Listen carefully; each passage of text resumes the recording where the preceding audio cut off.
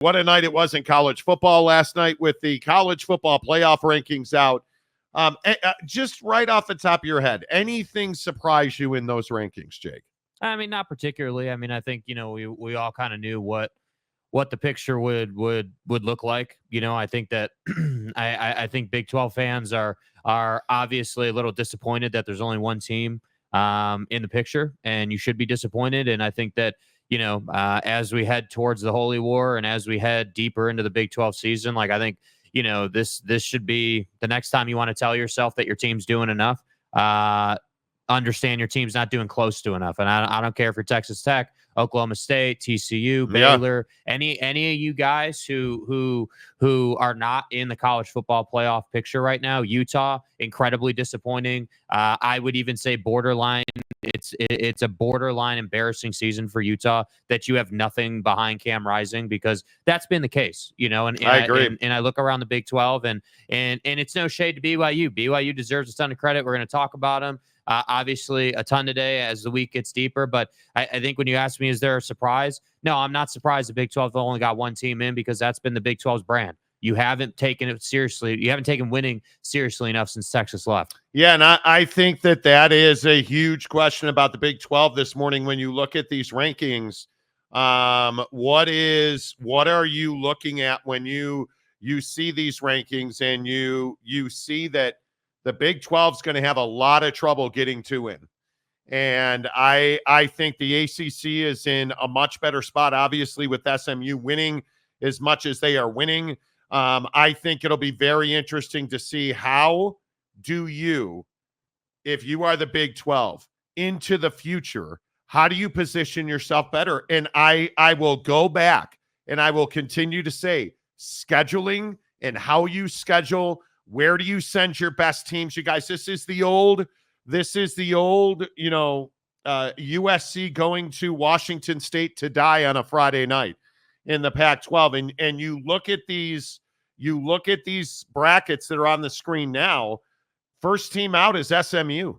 And if you look at the way things break, if you get Miami and SMU in, that's a huge win for that conference. That would be a boom for the ACC, because right now, what is even the second option for the Big 12? That, I think, is one of the more interesting conversation pieces here. What is the second option? I think the ACC is in a far better spot than the Big 12 with the initial rankings. I know that we can go round and round about, how do we, and I guess, what's the right way to put this? What do you make of Notre Dame being at 10? That, I think, is a big, big shot over the bow at Notre Dame. Because remember, this is a brand at Notre Dame football that does not control its own interests in the college football playoff. It does not. They gave up leverage to get a guaranteed spot. All they have to do is be ranked in the top 12. But there is no bye. And there is no assurance that if they are, not in the top 12, they're certainly out, because they don't have a conference championship to play for. I think they have zero room for error in South Bend. The Irish, I think, are you look at where they are at 10, I think they're in a very precarious position here. Yeah, I think the positive, though, is that everybody wants them in the college football playoff. TV partners want them in. The committee wants them in. Fans want them in. And obviously wanting them in and their record at the end of the year may disagree. Their record may not be good enough to have them in at the end of the day.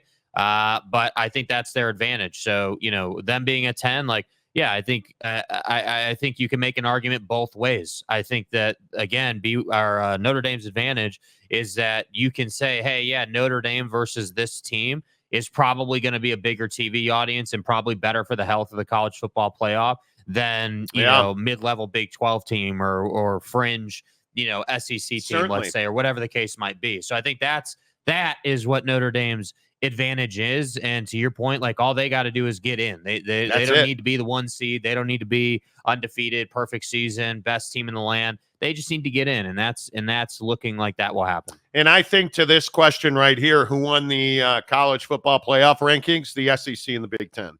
I don't think there's any doubt about this. And again, I'll put the graphic back up. You look at Oregon and Georgia with buys. I think there is a strong chance that BYU is not the conference champion with a bye out of the Big 12. I think their road still has this game this weekend for BYU. Think about everything that is on the line for BYU. Think about this game with Utah, where they're 4-point favorites on the road in Salt Lake City. That's an incredibly difficult venue to go play in. And this is the test. And I look at the rest of the Big 12, and when you look at this list of teams, where does Colorado rank? We're going to do Big 12 power rankings here in a minute. But if you look at the Big 12 conference, ask yourself, where does Colorado rank? In this whole malaise of college football playoff talk? The only way Colorado gets in is winning the Big 12 championship. Can they do that? Certainly. Certainly they have to win out. They also have zero room for error. But I ask you again, can Colorado compete with any of the teams that you're looking at here?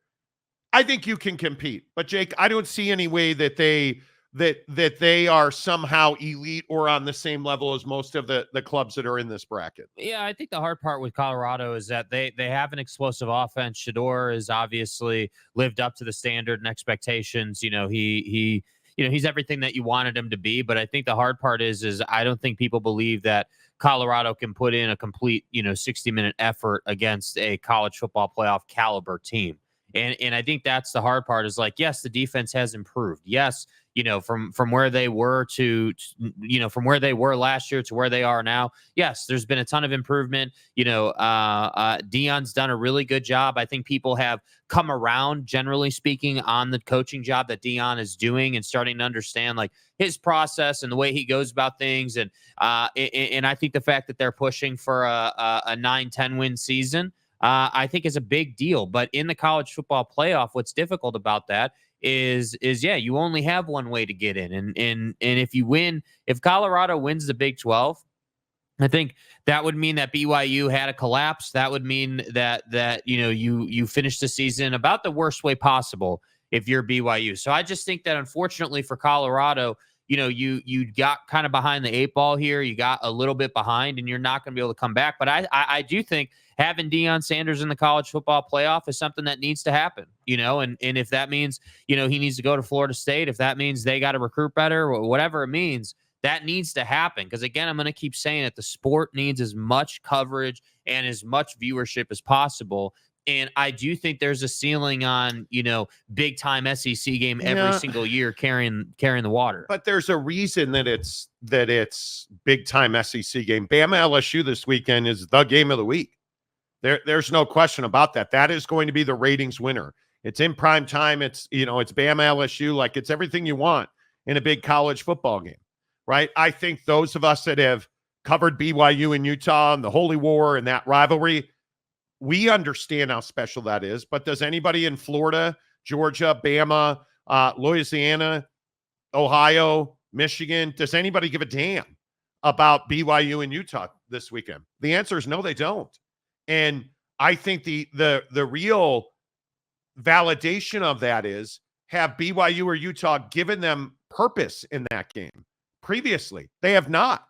Now, this year, BYU and Utah, that game has a ton of purpose. It has a ton of importance.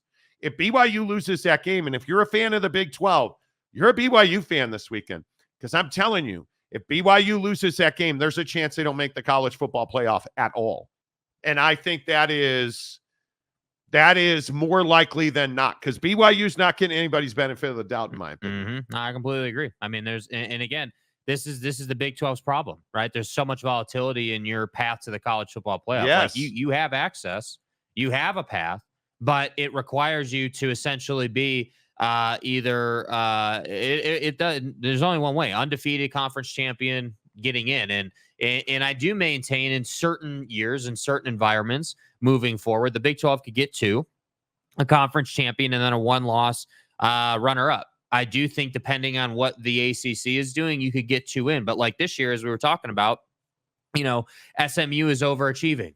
You've got Miami, who has Cam Ward and has the sex appeal. You've got Dabo Swinney and Clemson, who people, for whatever reason, I can't really find a reason, but for whatever reason, think that they're a good enough team to get into the college football playoff. So unfortunately for the Big 12, you're going to sit here and just get your conference champion. Is Notre Dame overachieving?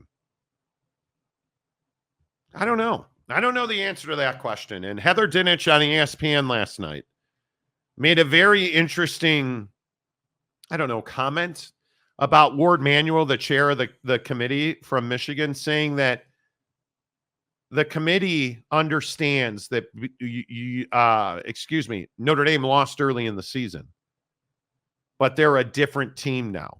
Is Notre Dame a different team now than they were when they lost to NIU? Well, I think that, you don't just turn into like this totally different, football team than who you were against NIU. But I think the story that's being told, and this is the other side of the conversation. The story being told about Notre Dame is, hey, you lost to NIU and now you've ripped off, I think it's 7 in a row or whatever it is. Yeah. And, you several of those 7 wins that you've ripped off in a row have been dominant wins. And I think that, again, this is what I keep saying about viewership, and Notre Dame gets the benefit of the doubt because everybody watches Notre Dame every single week because they have that TV relationship. And so human beings are naturally going to say, well, Monty, they've won 7 in a row. I mean, I know they lost to NIU, but this looks like a really good team.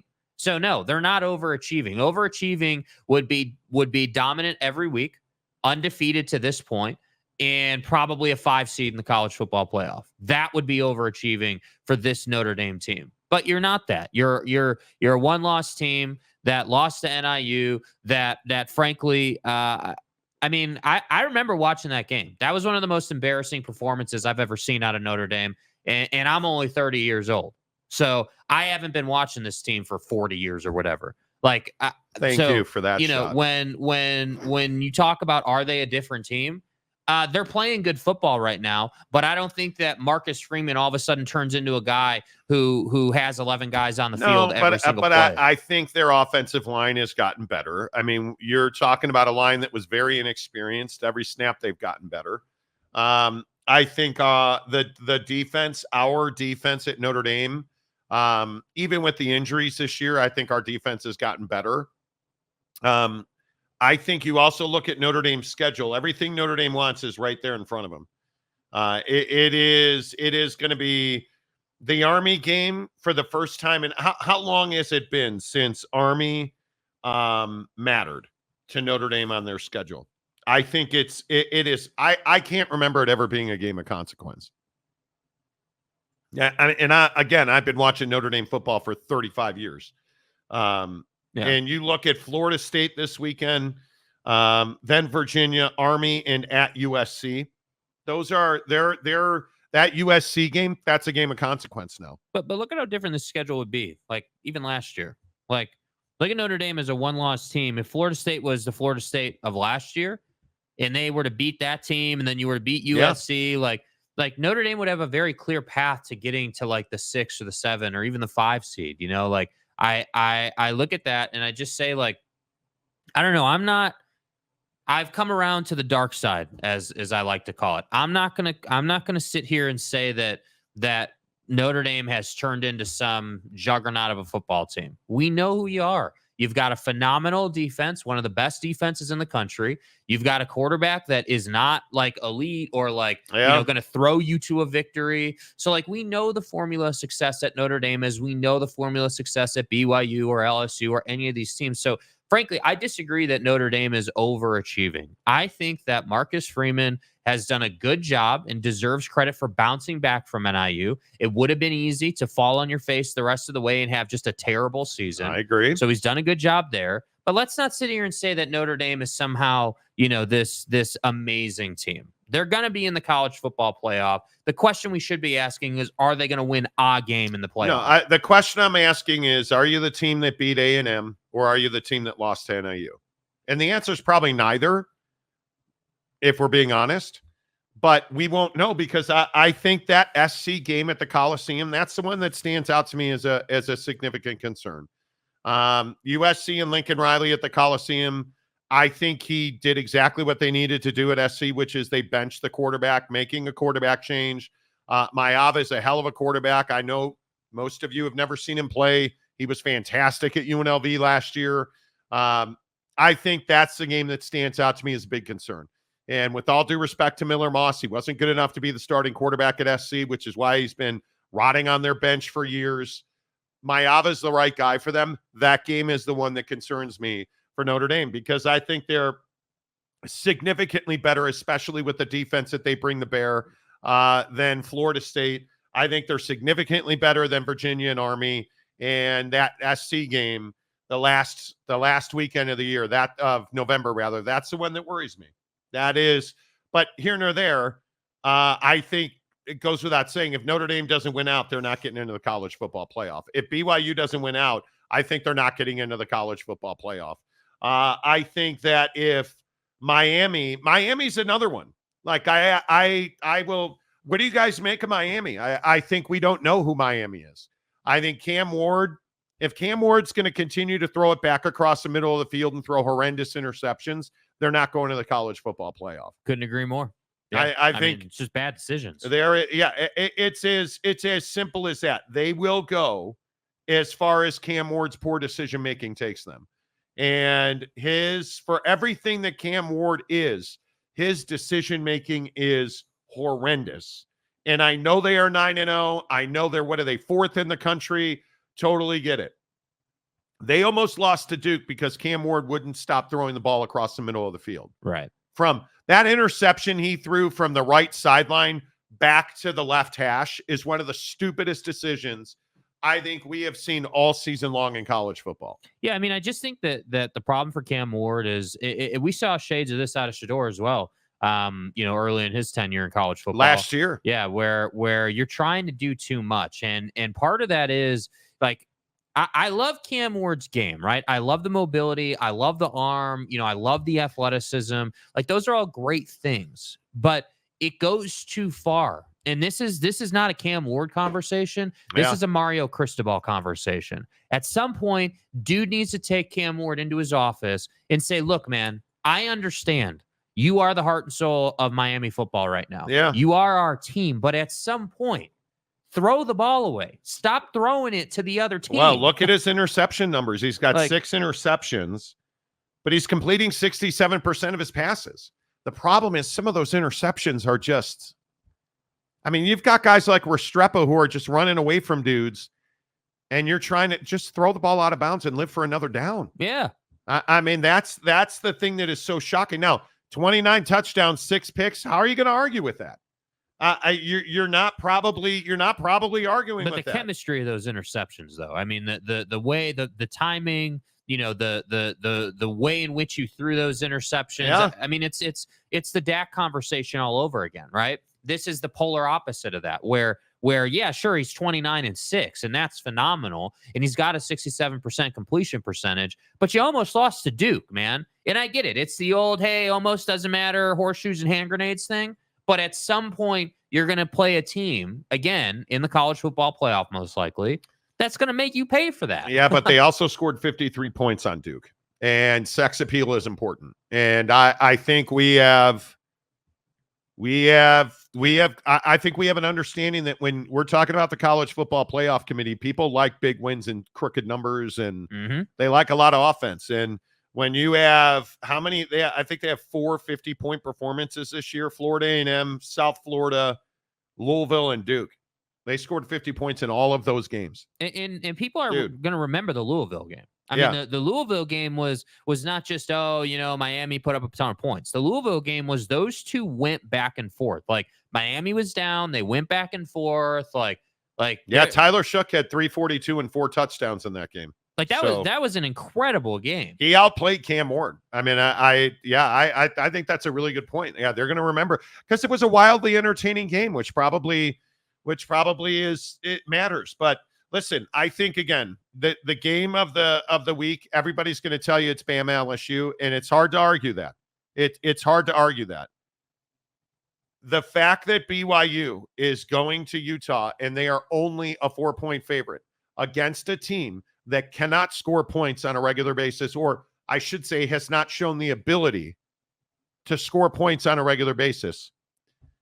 I think there are some real doubters, and the boys in Vegas are clearly among them. There's some real doubters that BYU's legitimate. And as a BYU fan, here's what I ask you. Why should anybody believe that you are? This isn't your 15 minutes of fame. This is like 6 minutes of fame. Right. You're new here, friends. And I think that's the hard part for BYU is that, yes, as a BYU fan, this is a revelation. You're having a great season. You're unbelievable. And nobody around the country understands how special or unique BYU is because nobody watches their games. So you're going to have a chance in prime time to announce your presence with authority. It's what I say about Ashton Ginty in Boise. Every week, Ashton Ginty needs to run for 7,000 yards and 14 touchdowns. Yeah, the expectations are incredibly high. It's crazy. And Boise State, aren't they one of the winners of the college football playoff rankings right out the gate? Because Boise State's the 12th team in the bracket. So they're not having to win a G5 championship. If it was today, Boise State would be in. And a lot of it's because of the soon-to-be Heisman Trophy winning Ashton Ginty. You really think he's going to win the Heisman? I think he should. I mean, I've said this 1,000 times. I think Travis Hunter's the best player in college football. He is the best wide receiver and the best corner in college football. And he plays every snap. But Ashton Ginty is a running back, and he's spectacular. And I think people like Cinderella slippers, man. And his team is in the college football. Well, not yet, but projected right now today they are in the college football playoff. Yeah. And I also think there's some drag. There's some anti-Deion sentiment that will hurt Travis Hunter. I don't think there's any doubt about that. So when we go back and we play this game of, again, BYU and their 6 minutes of fame, or perception is reality. Human beings are going to make this decision. And you got to remember that. Nobody wanted computers. Human beings are going to make this decision. Yeah. And if human beings vote on the Heisman as well, Deion Sanders is going to cost Travis Hunter some votes. Emotions over facts. And in the Heisman, much like the AP, and real quick, because I'm a red ass, real quick. Does the AP poll matter? Remember how much time you've all the hyenas in the comment section. The AP poll doesn't matter. The AP poll doesn't matter. Nobody cares about the AP poll. Screw them. What was the major difference between the AP poll and the top 12 in the college football playoff? How about not much? I think there was one team different. The AP poll matters. I will continue to tell you the soccer writers that vote it quite literally. I think there's 7 MLS beat writers that vote in the AP top 25 it is football. Ridiculous. 7 MLS beat writers vote in the AP top 25. I hope you understand that. 7. You know what's funny, too, about this college football season, and what really stands out to me is this conversation about emotions when it comes to the playoff committee. Because last year, what were the emotions with the committee? Well, it was the Michigan thing, right? That's what anybody was talking about. Hey, Michigan this, Michigan that. And we weren't really talking about, like, the fringe, last year it would have been the 4 seed, or whatever. But we weren't really talking about those 5 through 7 ranked teams who were trying to get in. We were just talking about, hey, is Michigan going to win? Is this but this year it's so much different because you have 12 teams that are going to play in this tournament, if you will. And also, and I think this is something the committee considers, maybe I'm wrong, just my opinion, but this conversation around the first round games being home field games for some of these teams, I think is phenomenal. I love that about the college football playoff, that, hey, we're going to get, this team's going to play at their place. That's how it should be. Yeah. That's how it should be. And we're not far away from Boise getting a game on the turf. Yeah. Can you imagine that if Boise State had a home game on the blue turf in the college football playoff? And again, I will just point out there's one difference: Ohio State and Georgia. Okay, you tell me again that the AP poll doesn't matter. Tell me again that Monty, no Monties. The AP poll matters. Look how close that is. The AP poll is the foundation of any college football conversation. Legit, Penn State loses at Ohio State. Both of them have them at 6. How is Penn State 6th? Okay, we could go on all day about the great Sandusky's, right? But it's a mirror image, essentially. You don't have to like it. I hate it. Yeah. But it's reality. Well, and the problem is there's not another way, because that's all the AP is. Let's be honest. It's just the measuring stick. It's just our way in college football of saying, hey, this is, like when the first AP ranking comes out every year, it's just, hey, this is the first ranking. This is what all the hype is. This is how we see the season right now. And then obviously it develops. But I just think whether you're a Big 12 fan and you're looking at this from that angle, or you're a Big 10 fan and you're like, man, Penn State lost the only game of their season that matters and they're still number 6 in the country, we're cooking with gas. Like, that's the greatness of the AP. And that's why people who say the AP doesn't matter, I don't understand what you're looking at, bro. I don't know how you come to that conclusion. All right, coming up in 30 minutes, we'll have an update on the Pac-12 TV situation for you. We did a lot of work on what we believe the value of that deal is and what it needs to be. We'll talk about that in a bit. And I have a little nugget for you on Sacramento State. Boy, the people in Sacramento are... passionate. That's a word. That's a word. The people in Sacramento are where the Pac-12 fan was before the conference melted down last year. Talking to some folks in Sacto yesterday. Good gracious Mary. Like, say, you're a little uppity. Settle down. Like, wild. We'll talk about that coming up in 30 minutes. Comment section, as always, on this show is presented by our good friends at Prize Picks. Prize Picks, the official daily fantasy app of the Marty program. Use the promo code Monty. When you download the app, open a new account, use the promo code Monty. You deposit $5. Prize Picks is going to give you 50 more instantly. I cannot continue on this show. You guys, I'm already better looking than you. I think I've proven every single day that your wife thinks I'm hot, right? That's the only reason you come back here, right? I'm smarter than you. I'm a Cubs season ticket holder now. I wear cool hip vests and stuff.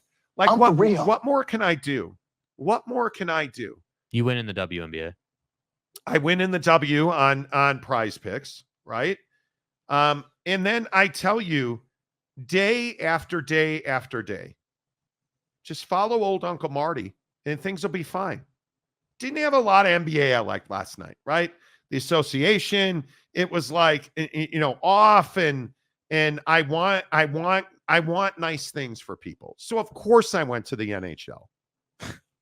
Of course. And if we're going to go to the NHL, of course, friends, we are going to go to the Buffalo Sabres.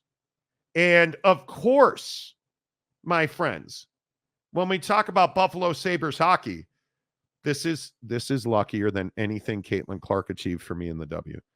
I don't know how you don't know JJ Peterka. What I took him last night because he was. Bro, what are you talking about, man? He was half a goal for Buffalo, and I would just like to point out he had 2 last night, and it makes me feel good about myself as a man when guys I've never heard of and I pick them on Prize Picks help me win. It makes me feel good about myself as a man. And of course, because I'm a Chicago Blackhawk fan, I of course, took my guy. And again, Binnington, and if you don't know who Jordan Binnington is, and if you're a degenerate like me and you prize pick the NHL, just go Jordan Binnington saves, because again, on Prize Picks last night, his number was 20.5 saves. My man came through with 21. Can you do something for me? And now here, I should probably Google search how to pronounce this name. Because I would just like to point out, and listen, I don't pretend to know how to say I believe it's Matt Coronado. I don't know. I don't know if I don't quite know how to answer that, to be honest. My guy got me the goal I needed. And the only reason I picked him and the other idiot, I don't know his name either, is because they had a flame next to their name under the He NHL. has our full respect. Man, he's got a flame next to him. Away with $50 I don't know how I did it. That is the luckiest I have ever been. I was sitting here yesterday afternoon like, oh, so you're telling me that there's not NBA action to lean on. Maybe I should probably, such as in like, go to the NHL, and I just picked 3 Flames and Jordan Bennington. Right. I know Bennington. I hate the Blues. Tonight, however, is very different. There's a lot of NBA. Download the Prize Picks app. Use the promo code Monty. Get lucky as hell like I do. 3 picks on a flex play, which means you only need 2 of 3. You're good to go. We're getting somewhere. You're good to go. Won $60 on Prize Picks last night. Okay, and now we've reached the part of the show that we get to every day where we get to see just who decided to show up in the comment section today. Let's see. I think it is. No, we're not here for politics today. There's a lot of filtered comments today already, and I don't know what you guys said to get filtered, but